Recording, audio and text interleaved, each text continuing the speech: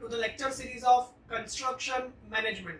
Students, in the previous session of the construction management, we have completed construction quality management, and today we are going to start with construction safety management. So let us begin that what we are going to learn in this session. So today in this session we are going to start with importance of safety, accident caution theory, unsafe act, unsafe condition, and cost of accident. Alright, so let us begin with importance of safety. See students, in the India, construction industry is the largest industry who employs large labor force for the work, and according to a survey, 11% of the injuries are the occupational injuries and 20% people suffers from death, and the cost of accident is very expensive. However, the economy is not only the reason for the contractors to look after safety, but there are certain other reasons.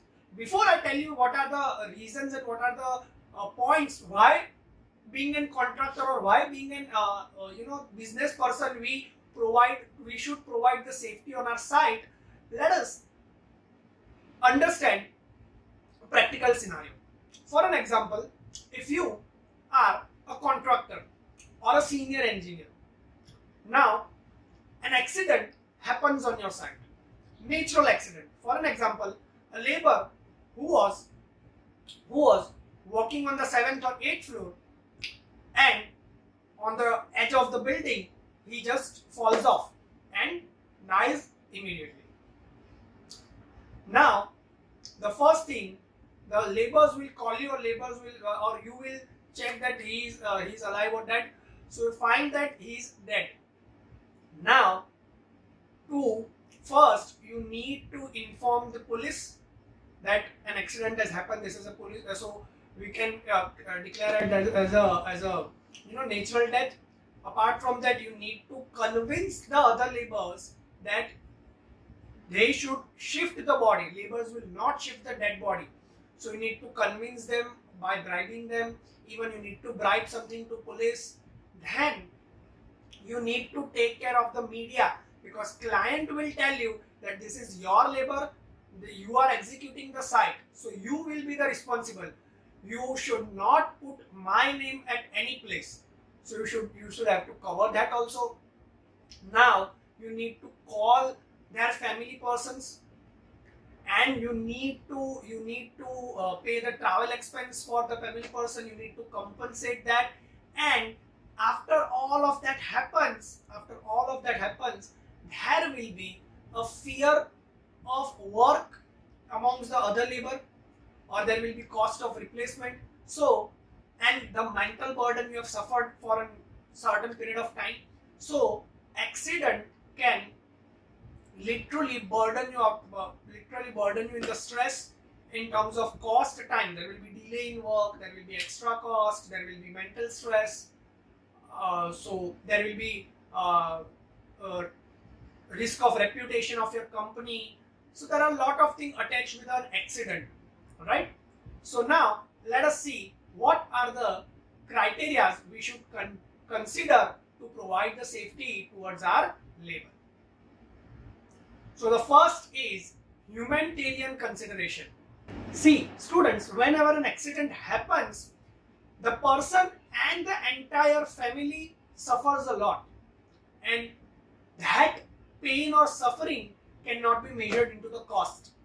Even if you have the insurance of the labor, or you are not going to pay, someone else is going to pay, but still that loss cannot be there. So that is your humanitarian concern. The next is economic reasons. Economic reasons, that means the cost of accident. There are direct costs and there are indirect costs. The direct costs which are applicable to the accident, such as medical expense, compensation. Indirect costs such as reputation loss, time loss, replacement cost, other expenses. So direct and indirect cost, economic reasons, because a small accident, if you are not take care, the small accident will impact you in very large manner. The third is laws and regulation. Yes, students, in our India, there are certain laws and regulations regarding the workers and safety and health, and if we are not following them, then the violation of such rules are subjected to the punishment. And the last concern is organization image. A good safety record will lead you to the good organization image, a market reputation, and if a bad record of safety will earn you a bad image or the loss of market value. So these are the reasons why a contractor needs to look after the safety criteria. Now let us see accident caution theory. Why and how this accident occurs. Let us see that. So before we start learning about the accident caution theory, first let us see what is an accident. See students, you know about what is accident. It may happen that you have suffered by an accident, but the technical definition, how we can define that this is accident, why you are calling it an accident. So accident can be defined as an event which is unplanned, unexpected, undesired and uncontrolled, and the one that might or might not result in the loss of person or the injury to person or the property or the both in the course of employment. So an accident is an event. That is first unexpected, undesirable, uncontrollable, unplanned, which may lead to or which may not lead to an injury of person or property or both in the course of employment. So that is your technical definition of accident. So a number of accident caution theories are developed by the various researchers or the scientists in the construction. The 5 theories which we are going to learn are Henry's theory, Winsolis theory, Peterson's theory, Farrell's theory and Hin's theory. Let us begin with Henry's theory. So Henry's theory propagated that accident works on the domino approach. So what is domino approach? So domino is basically the blocks of wooden blocks, and if we push one block, all the other blocks will fall. So according to the Henry, accidents are results of chain of sequential events. Yes, an accident occurs with the sequence of events. It is an end result of number of events. That is what he explained by the domino approach. So he compared these events with the domino. If one domino falls, every other domino falls. So if one event gets failed, every other event will fail, and the end result would be the accident. Now, according to Henry, what were their dominoes? There are 5 dominoes. The first is social environment and ancestry. Second, fault of a person. Third, unsafe act or unsafe condition. Fourth, accident. And 5, injury. So he derived this 5 domino to explain the accident caution theory. So let us go into the detail of that. So the first is social environment. And the environment has been created that you become a careless person. Second is fault of a person. Now you made a mistake in that environment so that an unsafe condition or unsafe act has been created. Due to your fault, that unsafe condition or unsafe act has generated, and the accident will occur, which will lead you to the injury. So this is what Henry tried to explain by his domino approach. He also told us that the unsafe act or unsafe condition is the key domino, is the key factor. Also, according to him, the unsafe condition or unsafe act is the easiest domino to control. And if we are able to control that, we could prevent the accident. So he studied a large number of accidents registered from the insurance company, and out of them he got to know that 88% cases the accident attributes to the unsafe condition or unsafe act. 10% were due to unsafe mechanical or physical condition, and the rest 2% were due to natural calamities. 88% of accident due to unsafe act and unsafe condition. We are going to learn that what is unsafe act and what is unsafe condition. So he firmly believed that people are the main reason behind the cause of accident. So that is your Henry's theory. Now moving forward, let us see Winsole's theory. So Winsole's theory, Winsole again worked on that domino model, but he derived 5 different domino. The first is management, that is loss of control. Then origins, that is basic cause. Then immediate causes, that is symptoms. And the remaining 2 are contact, which is accident, and loss of property, that is injury or death. So he derived this 5 domino. So that are the same as Henry, but that is something updated model. So what he said that due to the lack of control by the management or the company or the environment, the basic cause occurs. With that basic cause, immediate cause, which we can know as symptoms, are created, and due to that symptoms, the accident or injury can happen.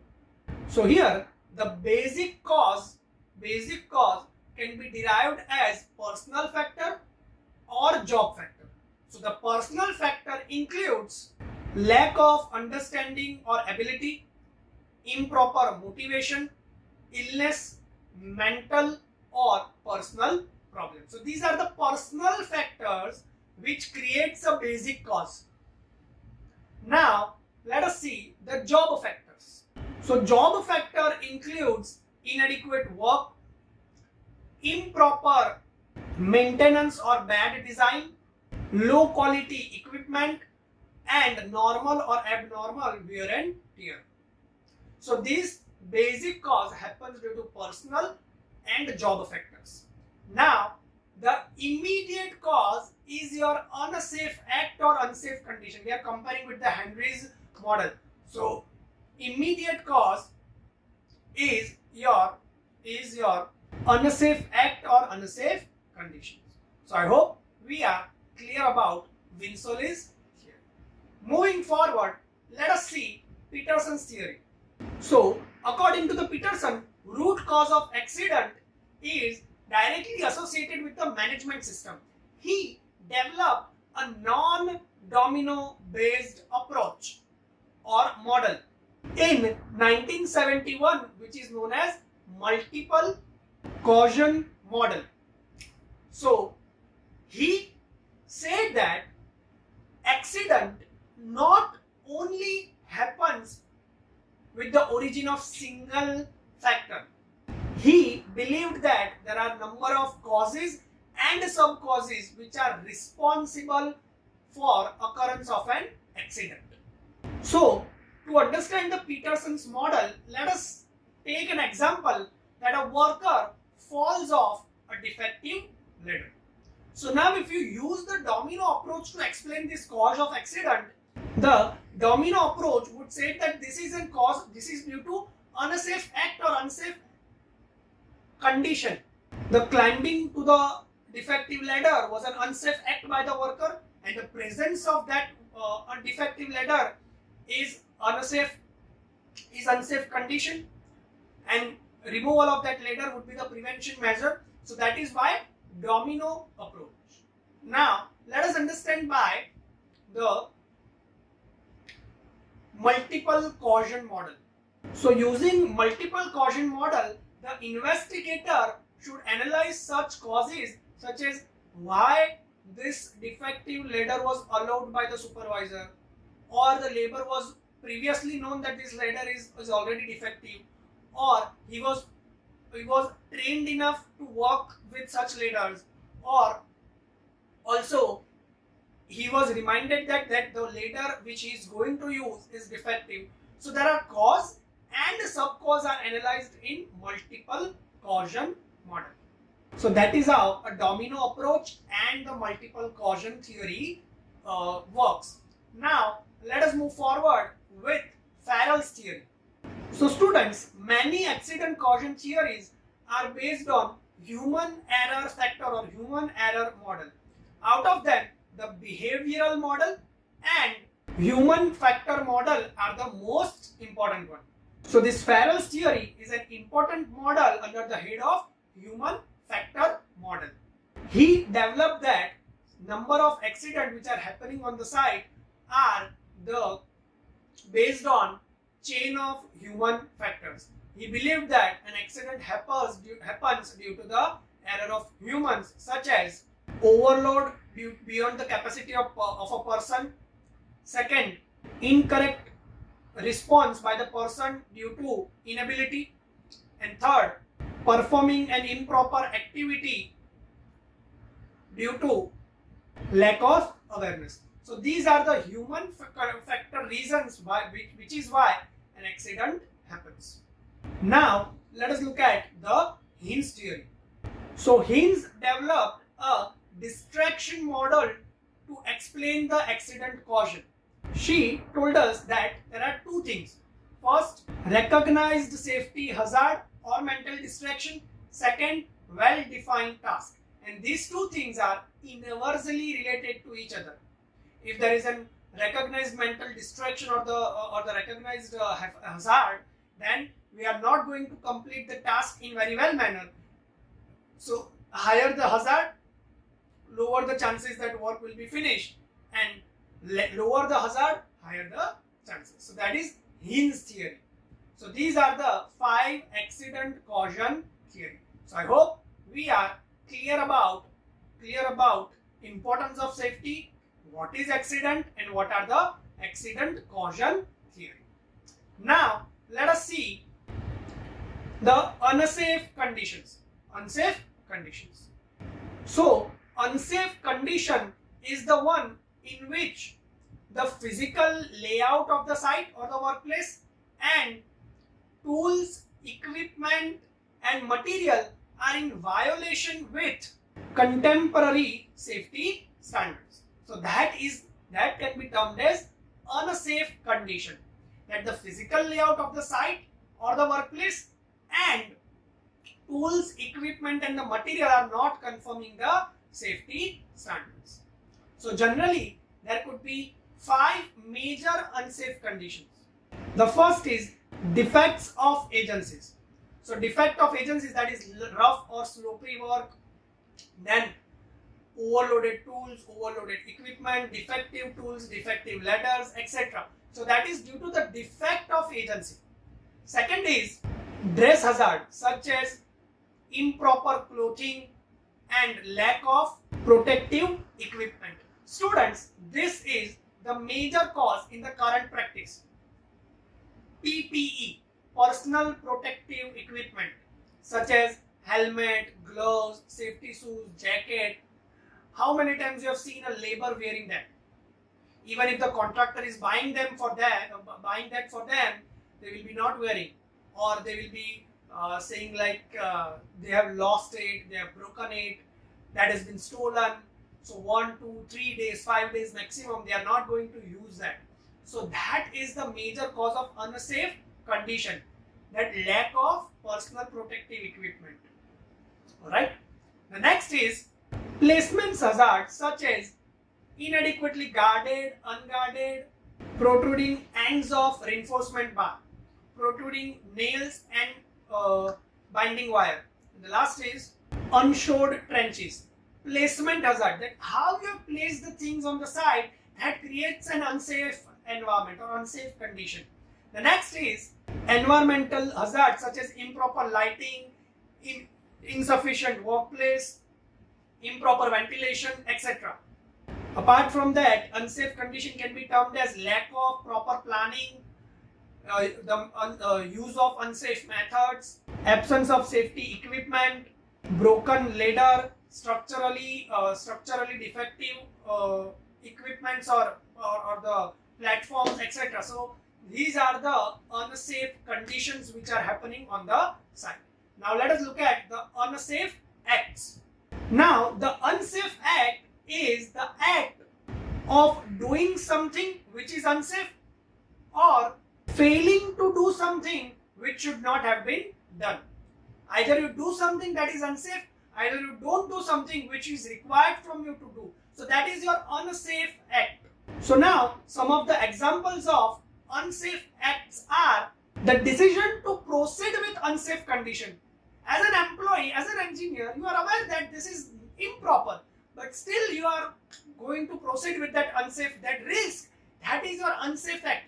That you know that that ladder was defective, but you still allowed it to climb by the labor. So that is your unsafe act. Second is working while intoxicated, such as liquor. And the third is disregarding the safety standards, such as not wearing helmet, jacket, safety shoes, etc. The others are improper use of equipment, improper use of hands or body parts, then working with insufficient sleep. So there are a number of reasons of unsafe acts. So now how to eliminate that unsafe acts? So let us see how to eliminate that. So here is how you can eliminate the unsafe act: that the initial job instruction, priority to engineering, education, showing the disapproval to unsafe conditions, stressing the effects of after accident, appeal to worker's love for his family. So this is how you can neglect the unsafe act which happens by the labor on the site. Now let us see the last topic, that is cost of accident. So the total cost of accident can be divided into two parts: direct cost and indirect cost. Now direct cost further divided into two parts: direct cost to worker and direct cost to employer. And the indirect cost again divided into two parts: indirect cost to worker, indirect cost to the employer. So direct costs are the costs which are associated with the injury or the accident. They are easy to identify and easy to quantify, while indirect costs are the other costs associated with the accident or injury. These are difficult to identify and harder to quantify. Now let us see these four kinds of: direct cost to worker, direct cost to employer, indirect cost to worker, indirect cost to the employer. So let us see that. So this is the cost which we were trying to discuss, such as the loss of income or the medical treatment are the direct cost to the workers. Now the direct cost of the employer are the cost of investigation, cost of ambulance, cost of immediate treatment, the cost of compensation, etc. Now let us see the indirect cost of the worker. So the indirect cost to workers is the pain and the suffering, the stressing of family, negative impact or the morale, and the possible loss of job. While the indirect cost to the employer are cost of losing the time, cost of repairing that equipment or the whatever the property part is damaged, cost of loss in productivity, cost of replacement of that labor. So these are the costs indirectly associated to the employer. So Everett found that the total cost of accident is nearly 7.9 to 15% of the total cost of the project. While some of the researchers gave the ratio of indirect cost to direct cost, such as Henry given us the ratio of 4:1, while the Bird given us 10:1, that the one direct cost is respective to 4 times the indirect cost. And the Joseph in his study for the buildings of steel erection showed that there is 5 to 10% of increase in profit just in investing 1 to 3% in safety. So that is your cost of accident. So I hope we are clear about it. So this is it. That was all about in today's session. In case of any query or doubt, you can always contact me on my mail or my number. Thank you.